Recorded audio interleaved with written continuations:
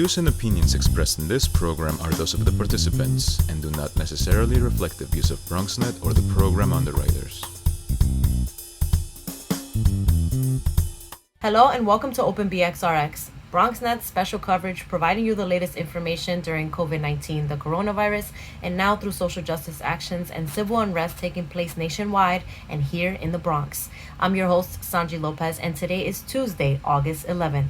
Coming up, 2 doctors join us from Lincoln Hospital to provide COVID-19 updates, testing site information, and more. Then, we'll learn how the Fresh Air Fund is offering free summer activities virtually and in person for Bronx youth of all ages. After that, we'll discuss local initiatives and cleanups through COVID-19 with Palms of New York, a local community-run organization. And the Bronx Community Relief Effort continues to provide resources to Bronx residents, businesses, and nonprofits affected by COVID-19. We'll learn more later on. So please, stick around. Open BXRx starts now.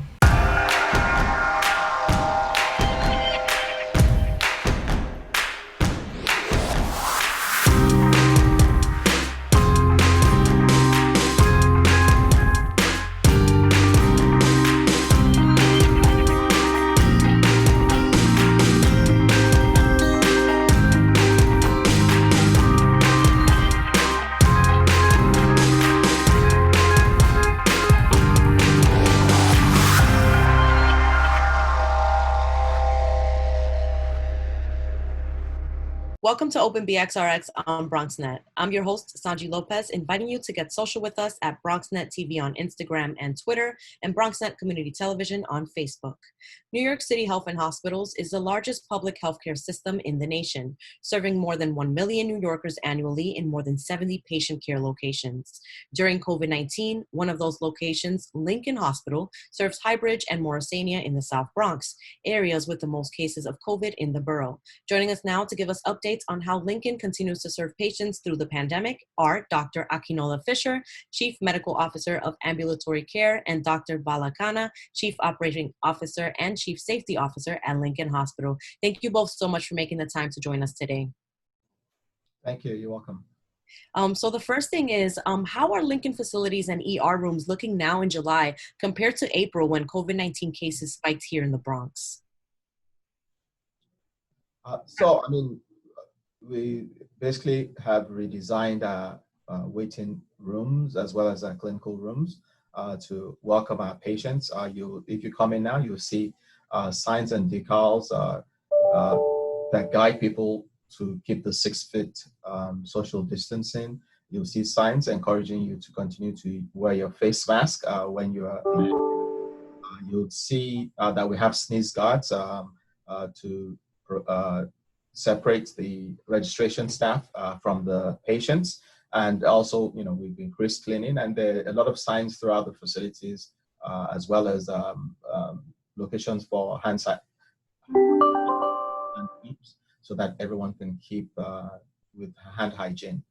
So it's a little bit different. And obviously, once you're coming into the entrances, you have your temperature checked, and you have questions asked about if you have any symptoms suggestive of COVID-19. And we do all this to make sure that our patients are comfortable coming back to receive the care they deserve. Dr. Kanna, just to elaborate on that, patients are afraid to visit hospitals for many reasons, including anxiety and the thought of possibly being infected with COVID-19. Can you please share what other new steps and protocols Lincoln has taken in order to ensure the safety of their patients during this time? At Lincoln and all the H&H hospitals, we are very much aware of the concerns of the public and our staff. As Dr. Fisher pointed out, we have ensured that people who are coming into the facility are screened for symptoms and for fever, so that we don't allow people, especially visitors who come with symptoms or with fever, inside the building. So that's step number 1. When they come in, we ensure that everybody wears a mask. We call it universal masking. 100% of all the persons inside the facility, including our staff, visitors, and patients, have to wear a mask or a face covering. If they don't have one, we provide them at the entrances. So that's something that we enforce very, very strictly to ensure that we protect each other. We also have social distancing signs in the clinics, in the emergency rooms. We ensure that even visitors come. We have a visitor center where they go and get trained on hand hygiene, wearing a proper mask, and they're escorted directly to the units where their loved ones are residing, so that they can visit them carefully without wandering elsewhere and getting into trouble. So we do protect everyone in the building, including our staff, our patients, and our visitors. So it's quite safe to actually come to a hospital and get care. In fact, hospitals, I believe personally, is probably one of the safest places that I prefer to be in compared to anywhere, because we do follow strict infection control protocols. Thank you, Dr. Kanna. Can we also discuss the challenges that Lincoln has faced due to the widely known fact that there is a lack of funding and PPP in public hospitals since the beginning of the pandemic? Right. So contrary to what people believe, we did have adequate PPE for all the staff throughout the pandemic, especially during March and April, when it was the peak season for the pandemic. We did have a very integrated, a very efficient supply chain that worked well together with 11 system hospitals. So we were able to provide all staff who are working on the hot COVID units the adequate PPE, including N95s, face masks, the ice shields, as well as other PPE supplies that they need. So that's something that people have to know, that we do appreciate and we do concern about the protection of all the staff, and we take utmost precaution to ensure that the supply chain is maintained always. Right. Thank you, Dr. Kanna. Dr. Fisher, can you tell us about the importance of getting tested for COVID-19 and how people can access testing sites at Lincoln Hospital? So, I mean, obviously, as you know, to continue to open safely, testing is really important. And the system has actually opened over 200 testing sites, of which we have one at Lincoln Hospital. You don't have to make an appointment to get tested. You just come in between 9 a.m. and 6 p.m. Monday to Friday, and between 9 a.m. and 4 p.m. on Saturdays and Sundays to get the test. We do ask people to sign up for MyChart so they can get the test results. And as you know, the NYCH&H, we do run the test and trace cups, and everyone that is positive is reached out to. And so far, the test and trace cups, as of the last 2 weeks, we've been able to reach 96% of patients who are positive, because obviously testing and tracing is the first step to really prevent another surge, so that those people who test positive can be identified, isolated from the rest of their families, and if necessary, housed separately from the families. So you can, and to find the closest test center to you, you can call our contact center, which is 844-NYC-4-NYC. Again, 844-NYC-4-NYC, and that's 844-692-4692. And that will tell you which is the closest testing site to you.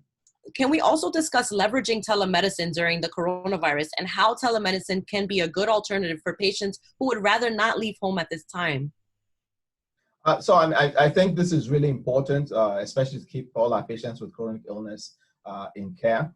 Since the start of the pandemic, we actually have had telephone visits, and in the last month, we've also added the video visit capacity, and this is really important. We ask our patients to sign up for MyChart, and for those that don't have MyChart is a patient portal that allows patients to access their electronic records. It's also through that we access video visits. And apart from the video and telephone visits, they can also send messages to their care team. And I'll give another number, 844-920-1227 for any of our patients that haven't signed up for that system. Also, obviously, they could call the contact center to schedule an appointment either through telemedicine or in person, as we continue to expand the in-person capacity. But again, we do have all methods for patients to continue in care and to keep healthy through the pandemic. Thank you for that information, Dr. Fisher. Dr. Kanna, how is Lincoln preparing for a possible second wave of COVID-19? That's a very good question. As you probably know, the entire country except the Northeast is surging in the number of cases. So we're very well aware of that. Number one, we keep track of the community rates that has been published daily. Dr. Fisher, our CMO, we keep an eye on that daily. We keep an eye on our admissions, our ER visits for COVID positive patients and the PUI patients. We do have a plan. We call that the emergency operations plan for COVID surges. So once we have a certain number of patients, we will initiate that plan, and the plan will continue will consist of expanding our facilities, which we did during the first surge. We expanded the number of ICU beds to almost 200. At some point, we had 150 patients on ventilators. We took care of all of them. We also have enough supplies ready. We are stockpiling them, including PPEs. We have adequate ventilators. We have adequate cardiac monitors. We are also having a staffing plan in place so that if the surge comes again, which we think not, hope not, but if it comes again, we are ready to take on and do the best possible safe care for community residents. Thank you, Dr. Kanna. To close, how can people get in touch with Lincoln? Please provide our viewers with a hotline to call with COVID-19 related questions and concerns, all that good stuff. Okay, so to make it easy, really we try and get all the calls through the contact center, which is actually system-wide, and that number is 844-NYC for NYC, and that's 844-692-4692. Dr. Fisher, Dr. Kanna, thank you so much for your time today. Thank you for the work that you're doing in our community, and thank you to Lincoln Hospital for updating us on COVID-19 and what's going on there. Thank you, and stay safe. Yeah, thank you for your support. Stay safe. Oh, one final thing, just a message for the community. How do they stay safe? Social distance. Go ahead, Dr. Masks on if you cannot social distance, and make sure you're washing your hands. And if you feel sick, you have a fever, get tested so that the test and trace corps can make sure and do the contact tracing that is necessary to keep the infection rates down. Let me just add to Dr. Fisher, 100% masking. Please, please, please ensure that you, your family members, your friends are wearing their masks so that we can prevent the transmission of the virus. Yes. Let me see. Do I have my mask here? I don't. I would have put my mask on right now too, but I don't have my mask near me, but I do wear it when I go outside. So thank you for That's correct. That's correct. Folks, the Lincoln Hospital COVID-19 testing site located at 234 East 149th Street is open Monday through Friday, 9 a.m. to 6 p.m. and Saturday from 9 a.m. to 4 p.m. They also offer antibody testing at this location.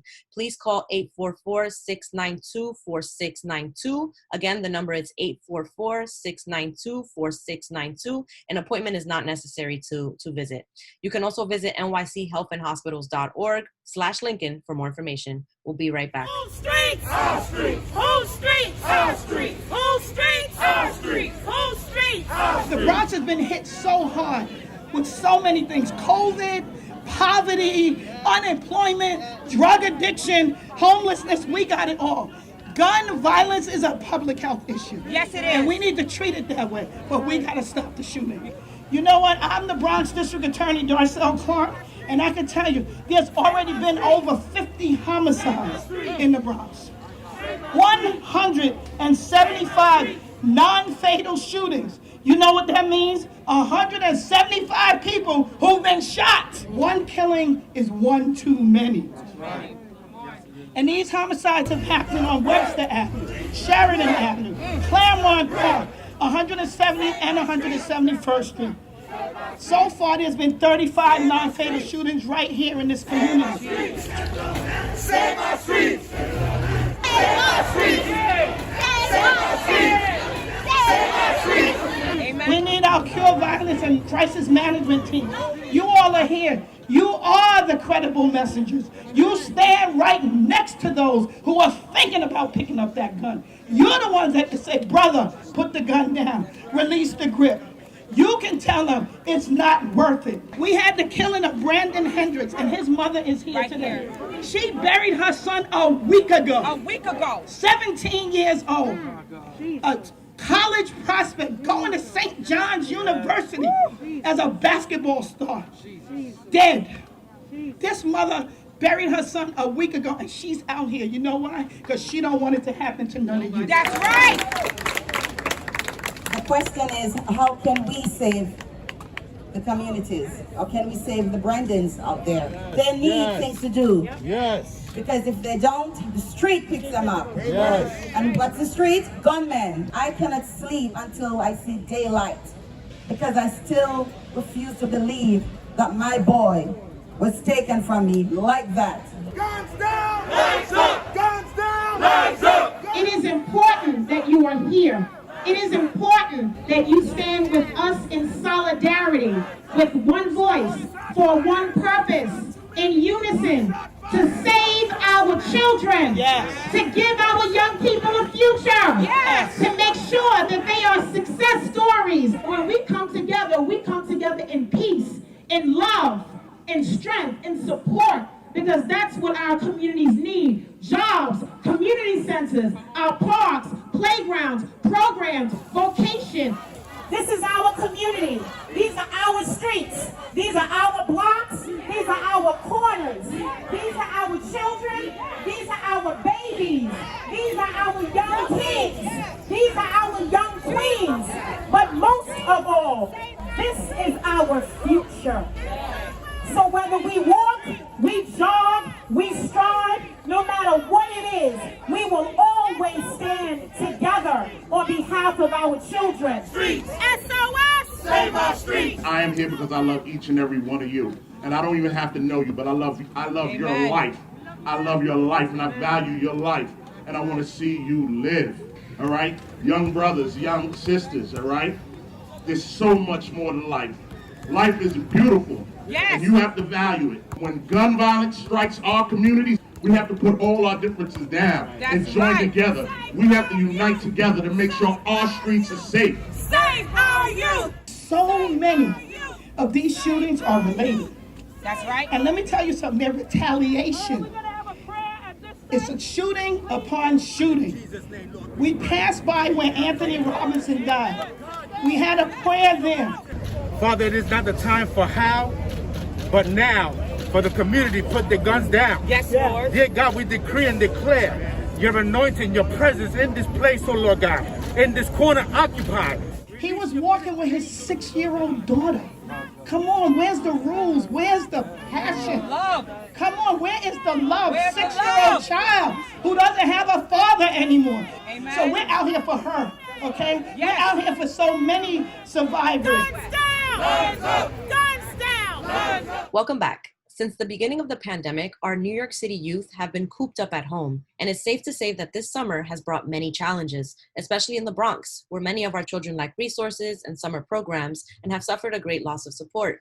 The Fresh Air Fund has some exciting virtual and socially distanced summer experiences for your child to join. Joining us now to tell us more is Fatima Shama, Executive Director of the Fresh Air Fund. Fatima, thank you so much for joining us today. Thank you so much for having me. I'm delighted to be on with all of you. Of course, we're glad to have you. Just for those who are not familiar with the program, what is the Fresh Air Fund and what is your mission?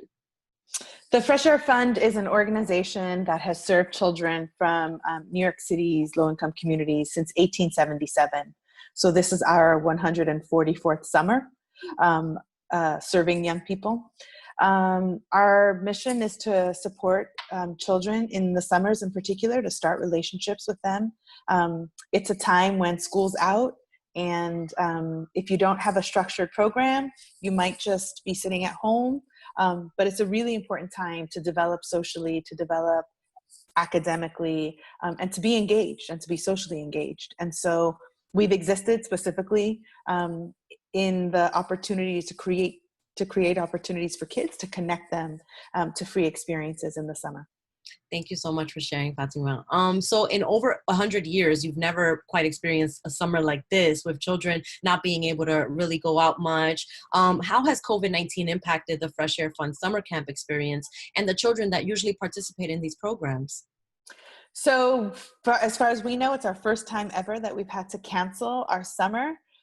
This way, we operate 6 different summer camps out of the city, and we operate in partnership with thousands of families who host our children every summer. COVID-19 has definitely treated us to a whole new perspective because of the contagious nature of the program, because of the regulations by state and in our own state. We've actually had to cancel all of our overnight programming and anything outside of New York City. So we had to reimagine summer. And for our children, we're serving young people who have been most affected by COVID-19. The concentration of where COVID-19 has affected communities are literally the communities we work in. They've been inside since March. They've presumably experienced the sort of hardship of this pandemic, which has been both from a public health perspective, but also socially, economically. The lack of engagement, what the disconnection from school, even virtually, has meant. So for us, we know that it's affected our young people tremendously. We know it's affected our communities tremendously. And the summer tends to be a time where we get to see and provide kids a chance to do something differently. So COVID-19 has posed a whole new set of realities for us. Right. And now, I mean, the Fresh Air Fund has worked through some of those challenges, and you've got some exciting things down the line for our Bronx families. Can you please share more about the Fresh Air Summer Spaces program? What is it? Yeah. Where are the Bronx locations? Who can participate? How can all the good stuff? Yeah. So again, with these challenges became opportunities for us to think like, okay, well, we won't be doing overnight programs. What can we do? And so we decided, knowing the communities we serve, that we needed to do something to get kids outside. Even in this time of COVID, we could put in place socially distanced programming to help them. So we launched Summer Spaces. We're operating in 2 neighborhoods in the Bronx, in the Belmont section, on Oak Tree Place, right behind St. Barnabas Hospital, where the Quarry ball fields are. There's the city of New York created Open Streets, which was to close down a series of streets to allow for pedestrians to walk or just to close it down to traffic. We've asked the city to make those streets play streets so that we can help support safe spaces for kids to come outside and play. So we're doing that in 2 neighborhoods in the Bronx specifically. So one is in Belmont, behind St. Barnabas on that Quarry road. And then the second location is in Highbridge. It's on Cromwell Avenue. It's right by Mullally Park. It's free. It's available to children ages 5 to 13. We recognize this moment around keeping the crowds and children distance. So we're doing 10 to 12, 12 to 2, and then 2 to 4, so that we can serve as many kids as possible, but also recognizing the size of the groups. And people can learn more and sign up at our website at freshair.org/summer-spaces.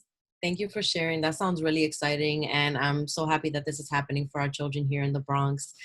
Just to elaborate, my next question was actually, how is the Fresh Air Fund ensuring that families are kept safe during COVID-19 outdoors? Are there any safety protocols that you're also implementing?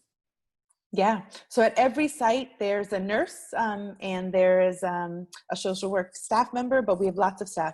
Masks are mandatory. We are managing the crowd size, but we are taking temperatures of the children at check-in. We're trying to manage the spaces. Each of the activities that the kids are doing are individual. So kids will be engaged in arts and in sports, but all the art projects are individual, so they can work on it and take it home when it's done. Any sports recreation that are being done, our staff are cleaning the materials before the next set of children arrive. We have masks for kids just in case they don't have them. We have masks for parents in case they don't have them. And we have sanitizing. Everybody gets a water bottle if they need one. And of course, everybody's learning the 6 feet reality of staying apart 6 feet. We've got benches for kids to be able to sit by themselves and be able to do whatever they need to. So we've taken all of the protocols that have existed by the state, from the CDC, and from the local city health department, and made sure that our staff is trained on all of them. Got it. Now, there is another experience for families who would rather join the fund virtually. Can you share more about the Fresh Air Everywhere camp? Yeah, so we were really unaware of that we would be able to do this summer. So the first thing we decided was that we would make bringing the outdoors indoors possible. And so Fresh Air Everywhere is our virtual program, and it's for children ages 7 to 13. And every morning, kids can sign on and log on. You register by week, and we have 3 different themes: nature, travel, and mystery. And it's a chance for kids to participate for 3 weeks in 3 different issues. We still have spaces open for the month of August, so we'd love families to sign up. But you actually get a box at home, a camp in a box, where there are supplies to help support you through the week. Arts is a huge one, so the kids are engaged every day in art making. There's yoga. There's some literacy projects. There's a book club. Kids who are in the travel program get to travel to places like Maine and to see how life is like in different parts of the country. Kids who are in the mystery program are doing some fun scavenger hunt projects. And then, of course, nature introduces our kids to the farms that we have actually at our camps. And so this has been our response to try to make sure we keep our young people engaged and safe. The sky's the limit with this virtual world, right? So like now kids can travel virtually, they can see things they've never seen before. So it's still fun, it's still engaging, and thank you for implementing this for the children. Fatima, what are your hopes for our youth and family who participate in these events, whether virtually or in person this summer? So I would say several things. I think that we have had, this has been a challenging time. And I think that for young people, it's been confusing. And so for me, one of my hopes is that young people remember that they matter and that we as adults care a great deal about them. I think that they have heard so much, whether it's schools closing or this pandemic has really, I think, put a lot of confusion into the minds of our young people. So I think reminding them that they really matter and that they're very much a part of what we need to be doing and focusing on has been critical. I think kids need to smile and be engaged. And I think we have forgotten the importance of social interaction. We're seeing it virtually. Kids love that they're being together in the mornings and they're meeting new kids. The idea that you're sitting at your house in the Bronx and you're meeting a kid who lives in Queens and then another girl's in Brooklyn and you're all doing yoga together. Like, I think it's been really exciting for our kids to do that. So that's been really important, right? So so those are two things. And I would say equally, the social interaction piece in the outdoors is critically important. Kids need to move. Physical movement is really important. And I would say safety. So for us, the outdoors has been, how do we provide a safe space for parents to feel comfortable having their kids be outside and for kids to be able to be children, to naturally be children and play. We all like being outside. Summer is a time where you do play outside, no matter what you think of it, right? Whether it's playing in the hydrant or going away or whatever it is. And so for us, I think providing some sense of normalcy and some sense of the safety to be a kid outside and play and meet new people, even if we're all wearing masks, has been really important for us. Fresh air matters. And so for us, it's really the reality of how do we infuse that fresh air into what our children deserve.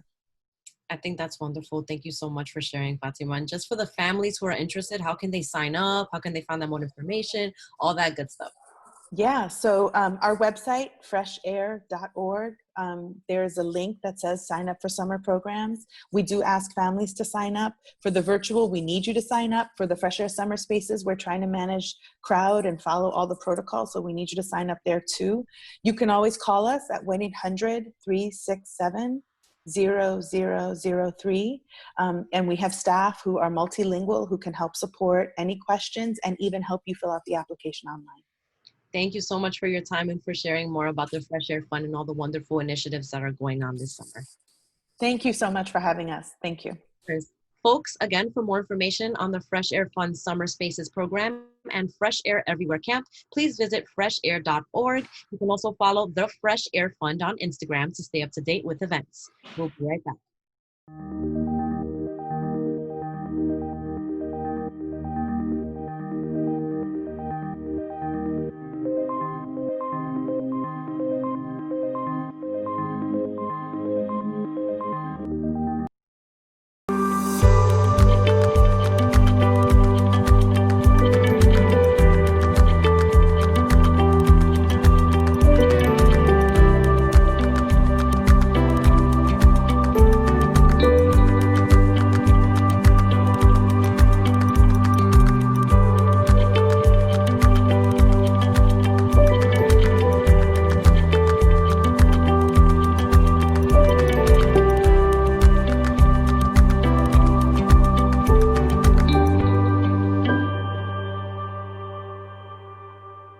A new addition to the MTA bus service is making its way to the Bronx.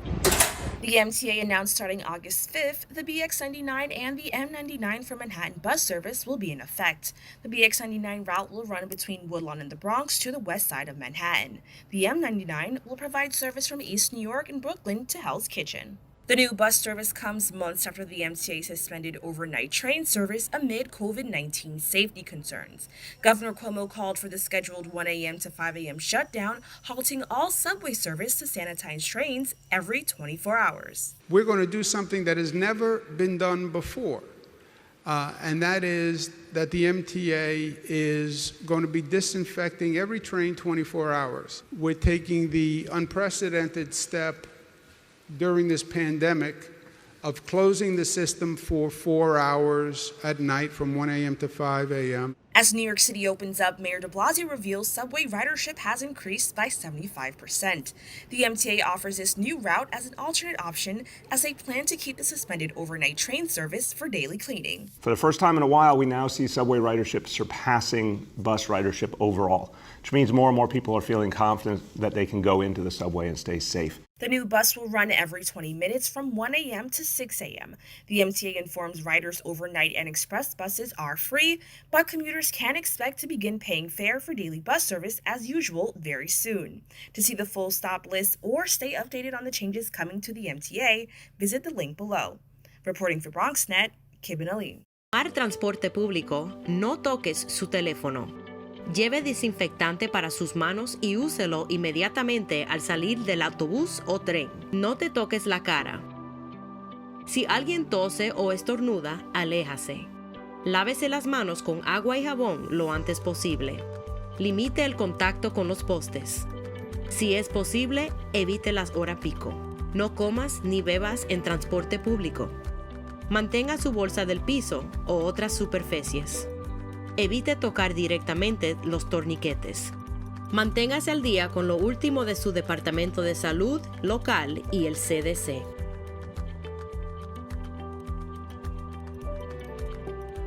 Community has been everything through this pandemic, and Palms of New York is one organization working through the challenges while promoting initiatives to empower and cultivate our generation to be in charge of their own destiny. Joining us now to discuss are Katerine Santos, Jaimin Montilla, and Christopher Nazario of Palms of New York. Thank you all for joining us today. Thank you for having us. Of course. All in, in an ensemble, that's how well they work together. They say things together. Just to start, for those who are not familiar, can you tell us a little bit about Palms of New York, or PONY? Yeah. So we like to refer to ourselves as advocates for low-income communities in New York City. So through charity, research, creating and implementing solutions, we aim to overcome the disparities and inequities that are experienced in our neighborhoods and our communities. So we do recognize that there are a lot of issues that plague our communities, right? So in order to overcome that, we try to bring everyone to come together. We create various projects and just basically be the change that our community needs. So. Thank you for that, Christopher. And what are some of the important things that you believe need to be addressed in the Bronx, especially now during COVID-19? How have those issues been amplified by the pandemic, and how has your work shifted to address those issues? Some of the important issues we've noticed, like amplified during this time, involve like health disparities, homelessness, lack of school funding, and pre-COVID-19, we were able to engage with our audience and inform them like, hey, come out, participate, volunteer your time to be the change you want to see within your communities. And now, after, we're still experiencing a pandemic at the time. So it doesn't make it difficult, but it definitely allows us to use, social media platforms to, get our message across and just, build that engagement with our audience. Yes, like Katerine said, we pretty much just had to adapt. Mm-hmm. While a long time ago, a lot of our fundraising activities involved person-to-person contact. Mm-hmm. Now, a lot of our fundraising activities are being done via social media. Mm-hmm. So that's definitely a huge change. Jaimin, did you also want to add on to that? I thought you almost said something, but no, he yeah. Just stole it from you. Yeah, he kind of said what so basically, we were taking the time to not only fundraise in person, but we gave them an environment to interact, for people to get to know each other, network, for people to network, to get to know their neighborhood businesses, you know. And through these events, we were able to not only build a community, but also aid our community. Right. Thank you for that. And, you know, something else you guys are doing is organizing local community cleanups. What Mm-hmm. drove you to start organizing these events? I noticed that you were also participating in the Fordham cleanups as well when the looting happened. Yes, so our Clean the Street initiative originally came about from the looting that happened in our community. We decided to come together, help our neighborhood businesses. You know, most of the businesses that were affected were mom and pop shops, which could literally be our neighbor who owns it. And then after, we saw a rise in littering and PPE being thrown on the floor. You know, we understand that this pandemic has been hard, and as an outlet, people are taking the time to go out, do barbecues, hang out with their families and friends. And we have to also recognize that this is our home, and we're the only ones who are really are really responsible for taking care of it. Mm-hmm. So as we're out in the park, it's not fair to see playgrounds filled with trash. You know, right. Kids shouldn't have to play in such environment. It's not fair that if we want to go enjoy the park, we're struggling to pick a spot to sit on the grass because there's so much garbage. Mm-hmm. You know, we also have to hold ourselves accountable. Mm-hmm. We bring extra garbages with you when you go to your barbecue. Maybe your neighbor doesn't have enough garbages. You know, tie a garbage to the tree. Whoever passes by can just dump their garbage. This is our home, and if we don't take care of it, then who will? Mm-hmm. You know, if we don't come together as a community, then who do we really have to look after each other? Yeah, and it's also important to understand that, you know, typically people, you know, blame the sanitation parks department, but we're the ones that represent this community. So if we can't do anything about it, then what are we really doing at all, you know? Exactly. I agree with that. And it all starts with education as well. And I'm glad that you guys are using your platform to educate others on how we can stop littering, how we can take care of our neighborhoods. So thank you for that. Another thing I wanted to ask about was about the unity and the solidarity that we've seen in the Bronx and the importance of you guys being for the community and by the community. I think time and time again, we've proven that the Bronx is strong and we're stronger together. We have always proven that we can, any time that is needed, we can come together and really put out the change that we want to see in our community. Mm-hmm. You know, although we have been going through a pandemic, we still have people come out and help us clean the park. And, you know, I think that is important to let people know that the Bronx isn't what the media usually tries to put out. You know, that we are really trying to focus on changing the narrative. You know, I think there's always this misconception like, oh, you're from the Bronx, you're from the hood, you know, it's ratchet over there, right? And so that's not the case, you know. We are people who are educated. We care about community. We care about change. We want to work to build a better environment for everyone. So I think it's very important for us to have that light shed on us as well. Yeah, and you know, one thing we also emphasize is that we want the voices of our communities to be heard. So for those who follow us on Instagram, you know, they can see that we do a lot of polls where we ask people, you know, what are some things in your community that you'd like to see change? And, you know, depending on the vote, we kind of use that to frame our next projects. You know, we see, okay, you know, a lot of, you know, littering is going on at the train station, and then we're eventually going to formulate a project where we go to train stations and clean. So we definitely emphasize, you know, our community and their thoughts and their feelings. And at the end of the day, you know, we're Palms of New York. It's four of us, right? One of us isn't here with us today. That's Rosangeli. Sorry. And but without the community, we can't make the change that we want. Right. So without everyone's support and help, we're not able to really achieve our goals. Exactly. Like we live and breathe the Bronx. We were all born here, we're raised here and everything, and we understand the important issues that we all face and other people face, but we need that community involvement. We need people to speak up. We need to bring more awareness to the issues that are really affecting us, and this is why we're here. I love it. Thank you. What are your goals and your plans for the future of your movement with Palms of New York? Thus far, I believe one of our goals will be just to continue to build that community engagement and just like bring awareness to what we do in our mission.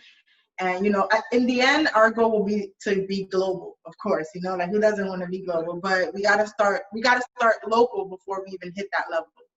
So yeah. One of our big goals also is to really educate. This year was going to be our main focus, but of course it's difficult to plan certain things because we're not able to meet in person. But moving forward, our main goal is really to educate our people, educate the youth, which can make a big difference on how everything is moving forward, the decisions people are making, simple things as finances or politics, or even the resources that you have in your own neighborhood. We just want to take the time to really educate everyone on what's out there for them. Gotcha. And, I would say, look at our 3 values, which are empowerment, community, and equality. So, in everything we do, we want to definitely keep that at the forefront of everything. Definitely continue to engage more people. And, right now with the Clean the Parks initiative, we do have a lot of people, that signed up. But as we move forward with various projects, we want to see more community engagement. We want to see more people signing up and more people coming out and, just working towards that common goal. Exactly. And for anyone listening that wants to participate, join future events and cleanups, how can they get in contact with you guys and join and support? So we do have our website, which is www.palmsofnewyork.org. So that's www.palmsofnewyork.org. We also have our Instagram, which is @palmsofnewyork, and we also have our email, which is palmsofnewyork@gmail.com. And if anyone wants to donate, we also have we accept donations using Cash App, Zelle, etc. So you can use you can donate by using our email address.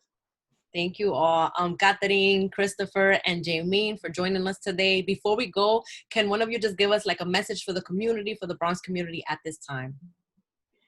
Oh, there's so many messages. I would just continue to spread love. We're all in this together, and this is, we're here for a purpose. Everyone's here for a purpose, and we want to continue. We want everyone to remain, humble, inspired, and just continue to be the change that they want to see within themselves and the community for our future generations. And I'd say to just stay strong. I know right now that we're experiencing the COVID pandemic. We are experiencing, the pandemic of racism. I mean, we've all been experiencing that, but just, everything going on with that, to just stay strong, to, keep one another in mind, to love one another, to continue to just take care of our community, take care of your neighbors, pretty much. Yeah, definitely. One thing I would like to say is to everyone in our community to have those difficult conversations. I think right now there's a lot going on, and I think it's important for us to sit with each other, our friends and family, and have those conversations, speaking things and taking time to really bring out your feelings and your thoughts is also very beneficial for your mental health and yourself as well. So just take the time to, try to educate yourself and have those conversations. Thank you all again. 3/4 of Palms of New York are here with us. Thanks for telling us more about your initiative and sharing more about the things that you do and everything you've been doing in the community. So thank you. Thank you for having us. Thank you for having us. Of course.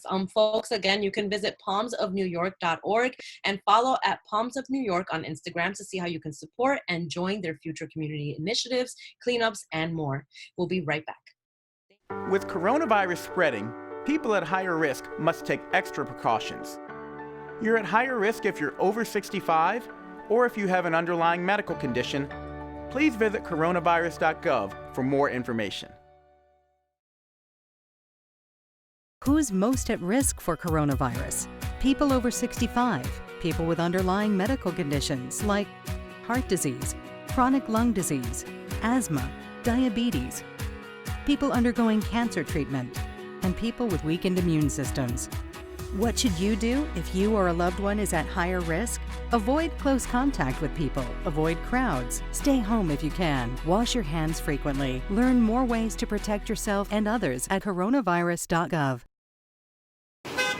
New Yorkers are in for a treat on the street. In a press conference earlier this month, the mayor announced that curbside dining will return next summer. Expect to see that wonderful outdoor dining back next year. We may even extend it further earlier in the spring, but we'll start with June 1st for now. Open restaurants began to help slow the spread of COVID-19. And according to New York City's Department of Transportation, since the initiative, over 9,700 restaurants have participated and brought an estimated 80,000 employees back to work. I want the folks who own the restaurants to know that they're going to have that additional revenue going forward. The folks who work in the restaurants to know that whatever else we have to weather, we have seen that this experiment worked. Initially, only 47 streets were closed off to car traffic for curbside dining. In July, the city added 15 more streets, bringing the total to 62. The program is set to expire October 31st, but for a full list of all the restaurants participating in any of the 5 boroughs, visit the website below. Reporting for BronxNet, Darissa White. Welcome back. Since its inception at the beginning of the COVID-19 pandemic, the Bronx Community Relief Effort has provided resources to Bronx residents, businesses, and nonprofits who have been affected by COVID-19. Joining us now to share more is Derrick H. Lewis, founder and chair of the Bronx Community Relief Effort. Derrick, thank you so much for making the time to speak to us today. Thank you for having me today. Appreciate it. Just to start off, for people who are not familiar, can you tell us a little bit more about the Bronx Community Relief Effort, your mission, and your partners here in the Bronx? Sure. So the Bronx Community Relief Effort, as an idea, actually started well before COVID-19 hit. My brother and I have a twin brother, Desmond. He and I were thinking about how do we really begin to provide impact to the place we're from, the Bronx. We both grew up and born and raised in the South Bronx. And we knew that being products of philanthropy, and what I mean by that is, you know, if it were not for philanthropy, my brother and I, we wouldn't know where we would be today. So we knew we were indebted to philanthropy. We knew we wanted to give back in a way that was more than just sort of planting a tree or mentoring. You know, we knew, which is the case now as well, is that the Bronx has been left out of the conversation as it pertains to prosperity or opportunity. And so what we did was we started to think through what were ways that we could be helpful to bring the Bronx from, you know, the 62nd unhealthiest county, one of the largest food insecure places in the country, a digital desert, you know, a place where opportunity was just not provided, to a prosperous oasis. And so we started to think through what ways to do that. And we noticed that the Bronx didn't have its own community foundation. And so what we did was we created the Bronx Community Foundation, which is the first community foundation in the Bronx, to play an objective, unbiased role to be the convener of all the great institutions that were doing great work in the Bronx, but historically weren't collaborating. And so when we started to build that out over the last year or so, when COVID-19 hit, we knew that we couldn't wait to really just build an institution. We had to do something now. And so we created the Bronx Community Relief Effort as an opportunity to provide resources now that the Bronx needs as we go through sort of this COVID-19 crisis. What I like to say to people is that although the Bronx is going through a health pandemic today, the Bronx has been going through a pandemic of poverty for decades. And so if you go to thebronx.org, you'll see that we have 8 key areas of need that we focus on, which are the needs of the Bronx community. Thank you, Derrick, for sharing that. As you said, the Bronx faces the effects of living in food deserts, income inequality, inequitable public housing, the lack of access to adequate health care, all of these things, all of these systemic things in place that have affected our Bronxites. COVID-19 has, of course, only amplified these issues. How is the Bronx Community Relief Effort helping address some of these areas of concern? That's a great question. So the Bronx Community Relief Effort really is focused on 8 key areas of need. And these areas of needs weren't defined by us. It was defined by discussions with community leaders over time. And when you think about the prosperity of a community, Really, we believe these 8 key areas of need, again, defined by the community, help to provide additional support capacity to live a prosperous life. So one is food insecurity. To date, we've distributed over 1.7 million meals today, and we're distributing about 36,000 meals a day. And so we're providing access to food, when during a pandemic, you're not allowed to, up until now, you weren't allowed to go into restaurants, access to food banks were limited, or food banks were overflowed. And so the goal in the short term is really to provide continuous meals. In the long term is to provide a strategy to eradicate food insecurity in the Bronx. Second is around small business relief. To date, we've given out over $500,000 in small business relief. We will have given out over $1 million shortly. And so, small businesses are the lifeblood of the Bronx economy. And so if you have a pandemic that states, you can no longer operate your storefront, or you can no longer go into and support small businesses, the economy of the Bronx essentially halted, right? There are no Yankee games, there are no other type of venues or events that are open or happening. And so we wanted to provide small business grants to allow for small businesses to continue to operate. Third is micro grants. So that's capital directly to individuals. And by the end of this month, we will have distributed over $2 million, I should say, in micro grants. And so thinking there is really to provide the essential resources that the Bronx needs today through providing direct capital to Bronx residents. The next is PPE. We've given over 1 million PPE items, and the value of that is pretty significant.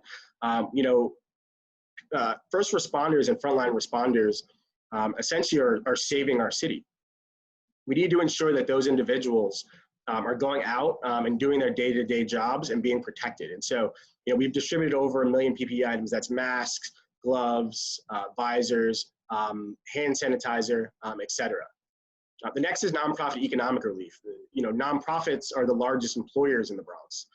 And so providing support to nonprofits, which provide a great resource to the Bronx, was critical for us as it pertains to relief. And so we'll continue to provide nonprofit support to nonprofits. And we actually have initiated our next round of nonprofit grants on thebronx.org. The next is education, connectivity, and technology. When the DOE said youth aren't able to go into school, the libraries are also closed. We estimated over 200,000 youth went home and weren't able to school from home due to lack of access of high-speed internet. And so to date, we've given out over 1,500 Chromebook and MiFi devices. And we're also creating a strategy for tech support. And that's in the short term. The long term is how do we democratize access to the internet? And so that's creating a strategy of a borough-wide Wi-Fi network and increasing access to broadband as well. The next area is equity and justice. The Bronx is, has been a place where equity and justice has been essentially lacking for our constituents in our community. And so, when you have the Bronx being, recently being sort of a source of stop and frisk, now you have cases where people are being stopped because they don't have masks. And when you create a scenario where you have people that are continuously being put into positions where they're not being treated fairly, we wanted to ensure that, one, we produced Know Your Rights videos so people know what rights they have during a pandemic and really outside of a pandemic.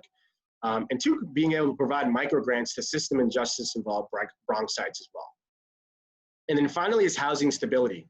When you think about a scenario where you have people who are being furloughed or being out of work in the Bronx, then you think a scenario where community development housing organizations or low-income housing organizations have been operating on a shoestring because capital is being cut. You can imagine a scenario where housing is extremely volatile. And so there's a few initiatives we're doing around housing with regards to creating a learning community, also funding rooted responders to really allow for us to provide continued support in the housing space in the Bronx. Thank you for that, Derrick. Another thing that the Bronx Community Relief Effort has also spearheaded is the Help for the Bronx resource page on your website. Can you tell me more about that? Yeah, so at the height of the pandemic, around the March-April timeframe, one of the things we noticed immediately was that people kept getting inundated, and I was one of those individuals with emails and communications around sort of where you can get support. I think at one point in time I was getting 10 or 15 emails a day from different organizations. And so helpforthebronx.org was really created to allow to have a trusted sort of single source resource or single source platform to identify where I can get resources, where I could find food. where I can get access to the internet, either through rebates or other services. How do I get resources around issues for housing? How do I get resources around issues with equity and justice? And so the idea that was spawned by our partners around helpforthebronx.org was for us to really continue to mature a platform where you don't have to worry about the 10 or 15 emails that come from many organizations. You can go to the helpforthebronx.org platform to get the resources you need. Right. And Derrick, also in a Newsweek article titled "Politicians Who Say Black Lives Matter, Put Your Money Where Your Mouth Is," by you and your co-chair at the BX relief effort, Judith K. Diamond, you jointly state that there comes a point where private funds and collective resolve are no match for the scale and scope of the challenges when a crisis becomes chronic. We have reached that point in many places, just like the Bronx. Can you tell us more about the position, your position there, and what else this piece calls for as indicated in the headline? Sure. So when you think about the decades-long issues in places like the Bronx, continuously to be food insecure, one of the poorest communities, not only in New York, but the 2010 census says the Bronx, specifically the part of the South Bronx, is one of the poorest communities in the country. There comes a point in time where, it's not just enough to have philanthropic dollars to communities like the Bronx. There has to be a public-private partnership that also includes resources and capital from the public sector to augment philanthropic dollars. Because the reality is that, there are only so much philanthropic dollars that are available to communities like the Bronx, and the public sector has a lot more sort of expansion to be able to provide significant capital to solve some of the systemic and institutional issues. And so what our piece calls out for is to say, elected officials, as much as it's great to hear elected officials say, Black Lives Matter, that, we want to support communities like the Bronx, they need to do a better job of being very intentional about providing capital and resources to communities like the Bronx. Because again, it's not just enough to have philanthropic dollars. We need to have those philanthropic dollars being met by public sector, and in a lot of cases exceeded by public sector dollars. Right, absolutely. And one of those initiatives that you're also spearheading at the BX relief effort is the nonprofit grant application. You kind of touched upon it a little earlier in the 8 segments of the relief effort, but who qualifies for this grant, and how and where and until when can they apply for it? Sure. So the grant process is open yesterday, as you stated, and goes to the 17th. And so, our focus is really on nonprofits that are based in the Bronx and also serving Bronx residents with a demonstrated commitment and connection to the communities that they serve. Eligible grantees include Bronx nonprofits with budgets less than $3 million, and the grant provided will be $20,000. And so we wanted to really be intentional on the less than $3 million because we believe that those are the nonprofits that really need the help, that need the resources in order to stay operational. We'll give additional consideration to nonprofits that may not already have had access to traditional capital sources. The Bronx has one of the largest amount of nonprofit communities out of all of New York City. But we also understand that a lot of Bronx nonprofits don't have access to traditional philanthropy. And so we really will as we think about our process for selecting grantees, is really have a rubric around, what organizations have access to traditional philanthropy, what organizations don't have access to traditional philanthropy. And we'll use that as we begin to think about selecting those grantees. Thank you so much, Derrick, and thank you for your work here in the community that you were raised in, born in. Also, just to wrap up, how can people get in touch, get resources and support through the BX relief effort at this time? Sorry. Sure. So I would encourage your listeners and your viewers to go to thebronx.org, thebronx.org. That's our primary platform to reach out to us.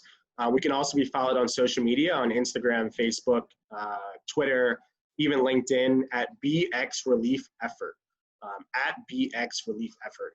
We respond to all communications that come through all of those mediums. And obviously, as you're building out a relief effort and as we move to the foundation, we encourage the community to really provide feedback and input in what we're doing. We will always be a community-driven initiative. The community needs will always be at the top of our mind and drive our strategy and how we execute. So we encourage the community to stay connected and communicate with us as often as possible. Thank you again for your time. No problem. Thank you for the opportunity to talk with you today. Of course. Folks, again, for more information on the Bronx community relief effort, please visit thebronx.org and follow them on Instagram at BX Relief Effort for future events and more. That's all for our show today. Thank you for tuning in to BXRX. I'm your host, Sonyi Lopez, wishing you and your family safety and wellness now and always. Until next time.